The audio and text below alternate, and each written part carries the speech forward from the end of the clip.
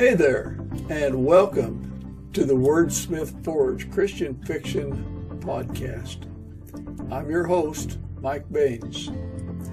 This is the place where you meet the storytellers behind the stories you love and the ones you haven't discovered yet. If you're tuning in for the first time, I'm thrilled that you found us. If you're a returning listener, welcome back, and don't forget to hit the follow button so you never miss an episode. We really appreciate every like and comment. It's one of the best ways we know that what we're doing is making a difference. I do my best to reply to every comment. You can ask around. My loyal 2 fans will back me up on this, I'm sure. All right. Let's dive into this week's conversation.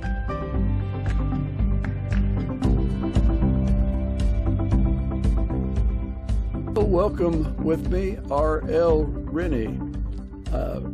R.L., why don't you introduce yourself? Okay. I'm R.L. Rinne. That's my pen name on Amazon.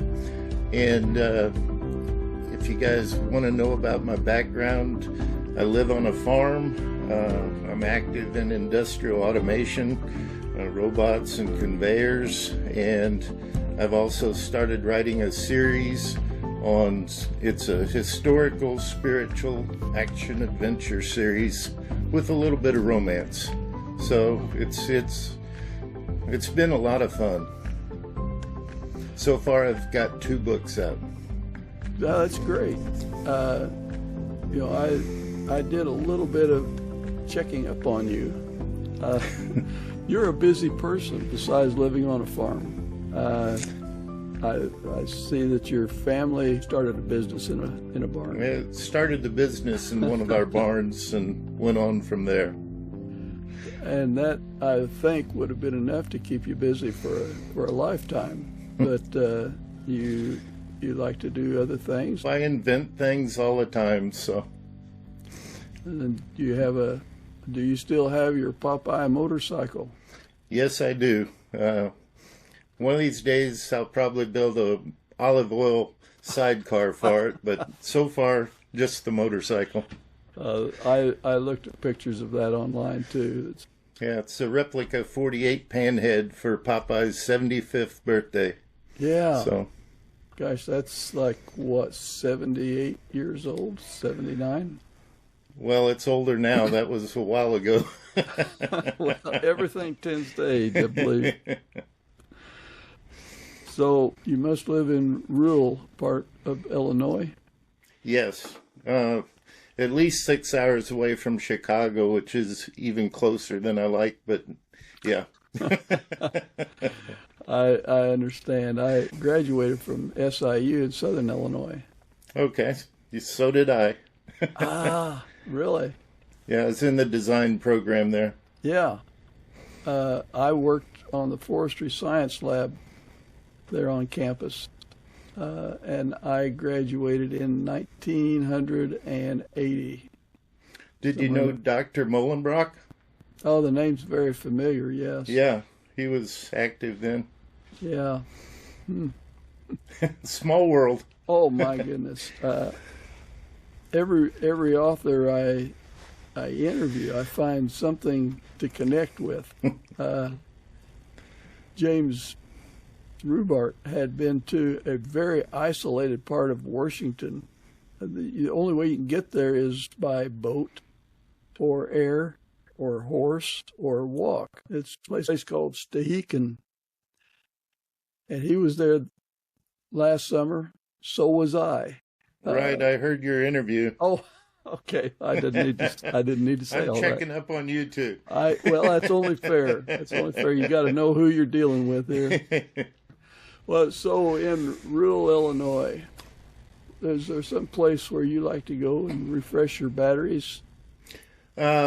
I don't get a chance to, other than the farm, because as soon as I'm done working in the business, I go home and chase cows or feed horses or chickens or, fix fence. I mean, it's it's a struggle to get books written alongside all of everything I do.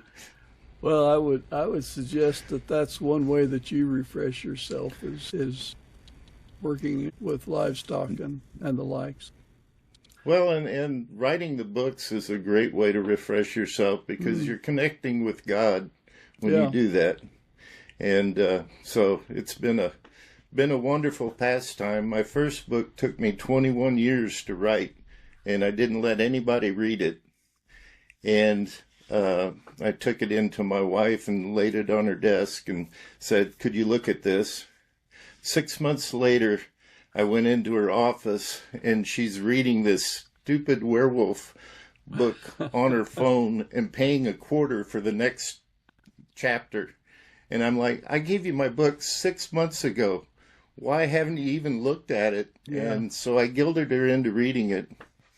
And a few days later, she walked into my office and she said, "Who wrote this? You didn't." Oh, So surprise. so, I mean, yeah, she didn't know I had that talent, and I don't have that talent. God has that talent. And so then the next book came out, and I struggled to write it because I was trying to promote my first book, and writing a book in 1 year after you took 21 years to write your first book is a stretch. Exactly. Boy, it kind of sounds like a prophet or an author is not honored in its own hometown. So what inspired you to write? It sounds like you didn't say, "This is something I'm good at and I'm going to do it." I always wanted to write a book, but I didn't know, where it would come from. And one day I read an article on St. Martin of Tours and how he was healing people and resurrecting people from the dead 400 years after Jesus. And I thought, nobody talks about this. Yeah. And so I wrote the first book, and I included some of his healings along with some of mine. And then the second book is about St. Patrick, and he raised, it's fantastic. If any portion of what is written about him historically is true, he raised so many people from the dead. And these are people that are not just died and he raised from the dead. These are people that have been dead for decades that he raised from the dead. So it was a fascinating journey. And so I'm going to go through the ages and just add on the people that I find that have histories written where they did those kind of miracles, and keep writing. Because Christians, you look at Christianity today, they don't talk about that anymore. They think that healings quit with Jesus and his disciples, but they didn't. So this is 400, 500. The next book will probably be about 700 years after Jesus. And the healings are still going on.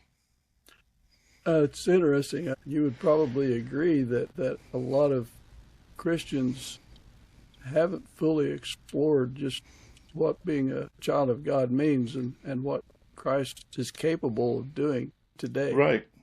And the sad part is that many of the churches seem to try to sweep that under a rug. They don't want to talk about healings after Jesus. They only want to talk about, healing sin, something easy. They don't want to talk about the physical and other miracles that the apostles did. It always kind of got my imagination, I guess, when you think about the resurrection and the hundreds of people that were dead were now walking among the citizens. Right. It's right. And we don't talk about that very much. No, and I think it's because everything has turned to social media. I can't turn on my phone without seeing something about healthcare, about, a new drug that has all these wonderful benefits, but it might kill you. It's really sad that Christians had lost that power, that impulse to heal, to love, that they had in the early days. And they still have a lot of fire and love for Jesus and everything else, but they've lost that impetus to really let it go and blossom. And I guess that is a very personal path that a person takes to get there, and it's not well laid out. I in the second book about St. Patrick, you can tell from the struggles he had as a slave, trying to, he was starving, he didn't have proper clothes, he didn't have a proper place to stay, anything, and he had to reach out to God in order to survive that trial, and so he really had to turn his whole heart to God. And with all the distractions we have in this modern world, you don't see people doing what Jesus and the apostles did. You don't see people sitting down quietly, turning away from the world and communing with God. Yeah, I'm scanning my teleprompter here to see. You've just covered a lot of my questions here. I'm sorry. Well, no, that's quite all right. What makes your books different from others? Well, I think what I've tried to do is only put real healings in the book. Like I say, I use recorded healings that were recorded by monks throughout the centuries. And I realize that a lot of those healings may not be true. A lot of others may have disappeared in the dust of time. But also I include healings that I had a personal part in or have happened to me. Like in the first book, my main character is talking to a monk and tells him that he had, basically what I had was blood poisoning, and all my skin fell off of one of my feet, and, had the black line going up my leg. Yeah. And immediately I was healed one day. So, yeah, I've had quite a life. Yeah, there are a lot of stories. It doesn't sound right to say stories, but a lot of situations where people have been granted healing. Mm-hmm. All of those in my books and the spiritual experiences are real. And that's what I'm trying to do. I'm trying to bring that sense of primal Christianity back so Christians can read it and say, why am I not doing that? And, on the surface, you kind of think, well, how in the world would we ever move away from that? Primeval Christianity, like you referred to. I think, it came through men trying to put their thoughts on what God was, rather than trying to understand what God is and what God sees about man. They tried to put the limited human concept into religion so that they could basically control people, rather than letting the power of God loose across the world. You wonder how in the world that happened, and then you think about how there could be more than just a man or a woman, but there's a lot of things in between. 25 years ago, you would not think that, but look how that's being accepted, slowly moving in.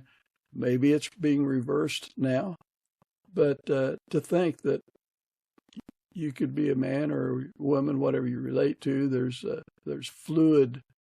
Right. Yeah, and so I'm thinking that's how we might have lost that primal Christianity. It just eased away. That's part of it, because that's thinking that you're smarter than God, you know more than God. And as a man or a woman, we express male and female qualities. It doesn't matter whether you're male or you're female. And that's more of a spiritual view of mankind rather than what they're trying to impose upon us. And I've always looked at life that, you can express both qualities, because the male expresses strength, the female expresses love and compassion. I mean, and those two can mix and mingle.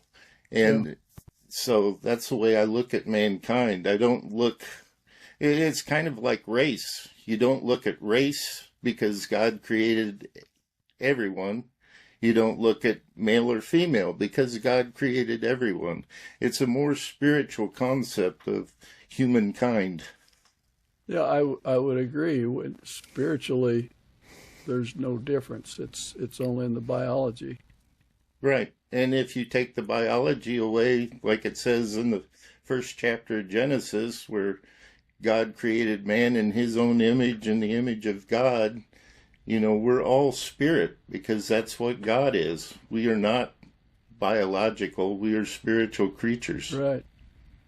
Yeah, how's that go? I'm not a body that has a spirit.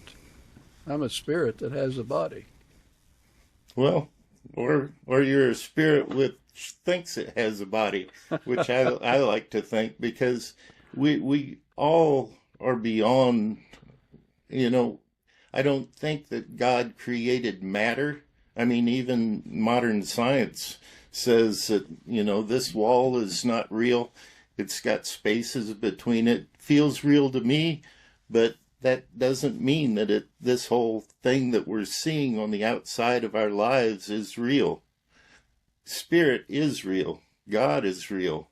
It's the only reality and the only truth. And so that's how I look at life. Well, back to your books. That's been a fun discussion, but back to your books. You have the Scrolls series. Scrolls Journey. Right. Yeah, I left that off. How many books do you foresee in that, or are you contemplating a number? At this point, I'm not limiting myself because I keep finding stories all the time. It's kind of like my second book. I had a third book in mind, which I'm writing now, but it was going to be my second book. And then I found out that my first book started out with St. Martin of Tours, and his cousin was St. Patrick's mother. And so throughout the third book, and I started on that book, and I'm really glad I did, because I had no idea about St. Martin's life and the miracles that he did throughout his life. My next question was there anything, as you were writing, was there anything that in the story that surprised you? Well, I guess so. Lots of things, yeah. There were 2 records of women that had died during childbirth, and St. Patrick raised them back, and they gave birth. Oh, so they completed the job. Yes, and I mean, it's just fantastic things that you won't see on TikTok. Right. Yeah. What would be a key message that you would like readers to take away as they read their books? Is there something you want that to last with them? Well, I hope they begin to glimpse that matter is not real. That God is the only power and the only one to depend on. I'm 68 years old, and I've never had a doctor. So most people can't conceive of that.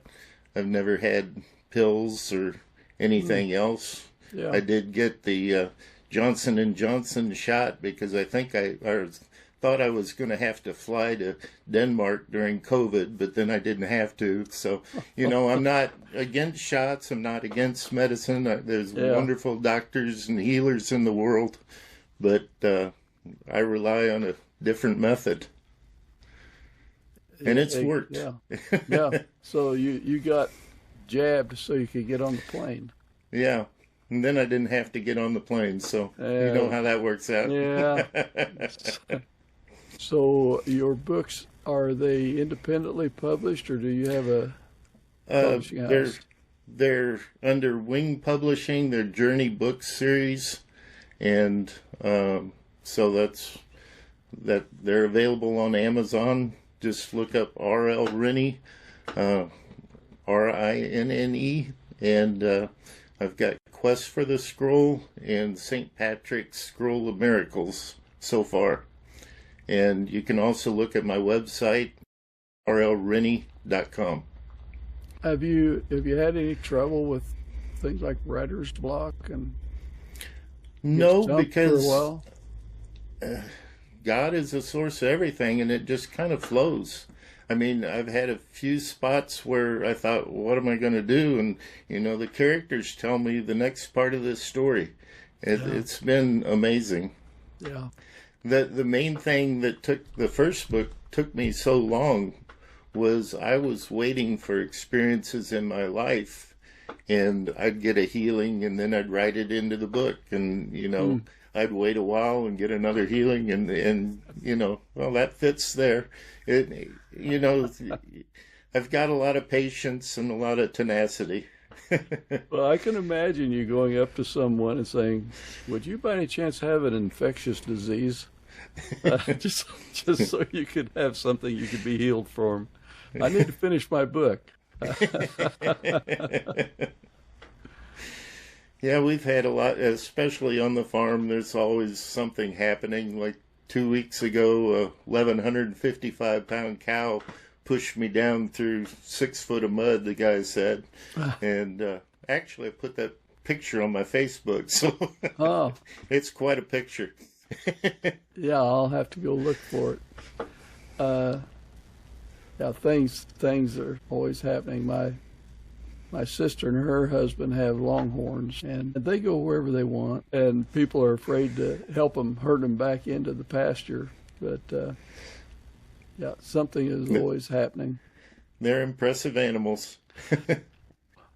If we have time, I'll tell you about another experience I had about a month ago. I think we have time. I was loading 2 bulls, and my son-in-law and daughter came over to help me load them onto their trailer. And they handed me a rattle paddle, which I don't know if you know what that is, but it's a little plastic paddle with some BBs in it, and you hold it up and rattle it, and it's supposed to scare the cows. And I held mine up and rattled it, and it sounded like it was missing a few BBs. Anyway, so I'm the only one in with these 2 bulls.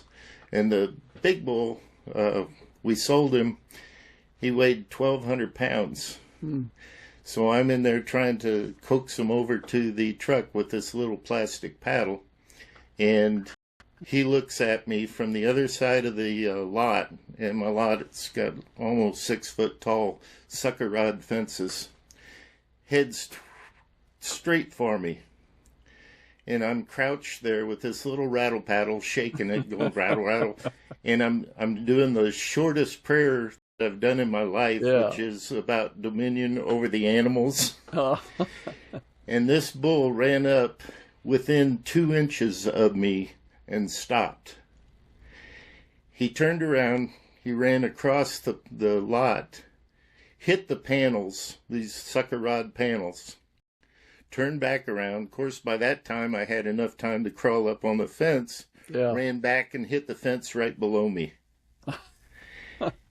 And so then they went around the little building I have, and so I jumped off and followed them around, and they jumped in the trailer, closed the trailer. And he had his head and his leg out the trailer. He was beside himself, but prayer does work. It does, yeah. Even short ones. Yeah. My father-in-law was a farmer, and he expected me, the town boy, to just know how to do stuff, and I didn't. But he asked me one day to go ahead and load up 7 or 8 hogs and take them off to the slaughterhouse. And he said, once you start them up the ramp, don't let them turn around. Right. Well, I wound up jumping up with both feet up on the ramp as they ran underneath me because they turned around.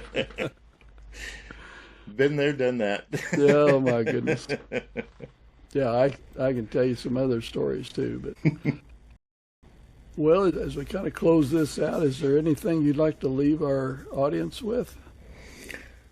I think if they can just see that these healings, these resurrections have gone on throughout the ages, and it doesn't matter if most of the Christian religions have lost sight or lost focus on talking about it, but God's power is still here. He never went anywhere. We're still, God is everywhere. He can't go anywhere. He's everywhere. Yeah. And throughout all time, throughout all situations, and he's always a present help in trouble.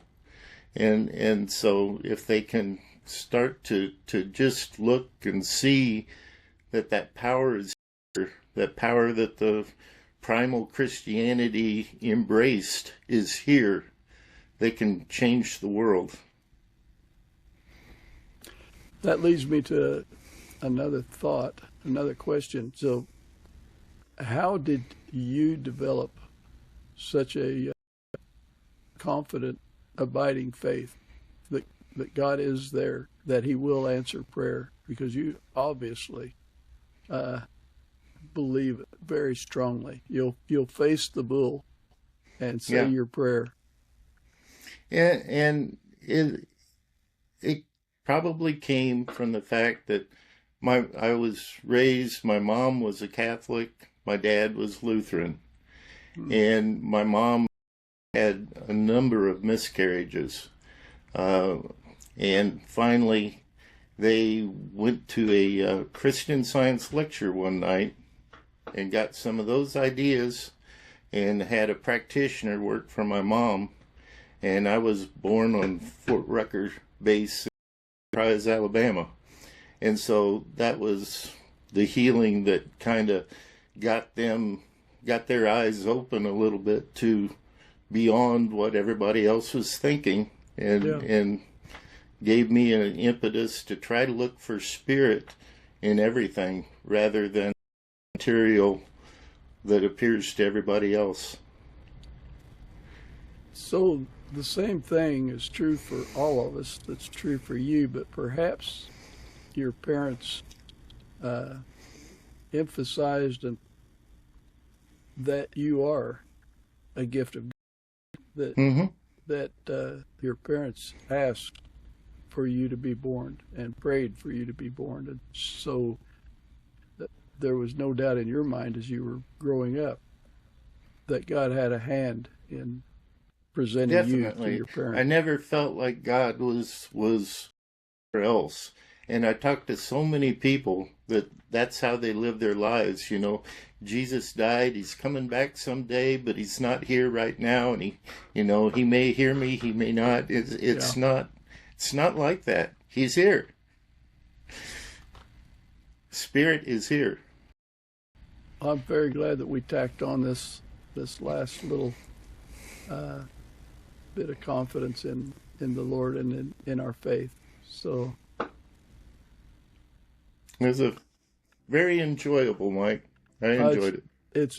It's been very enjoyable for me too as well. Can I close with just a little word of prayer to the Sure. God that we love and adore?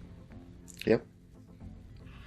Heavenly Father, grateful that you are a God who loves us, who hears us. Jesus is everywhere with us.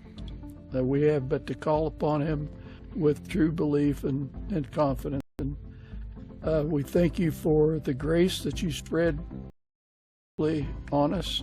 We thank you for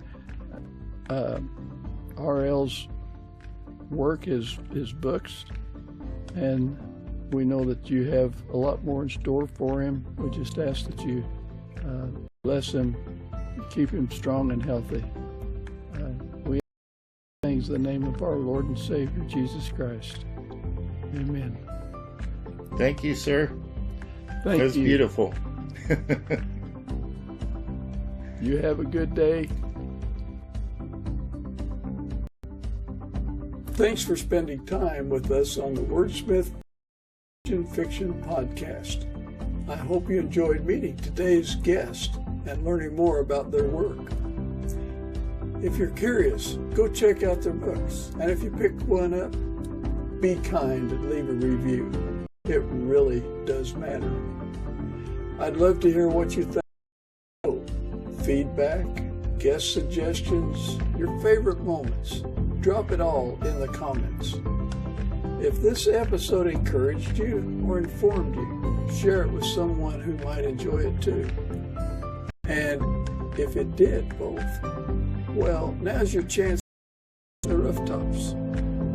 Tap that like button if you're rooting for this podcast.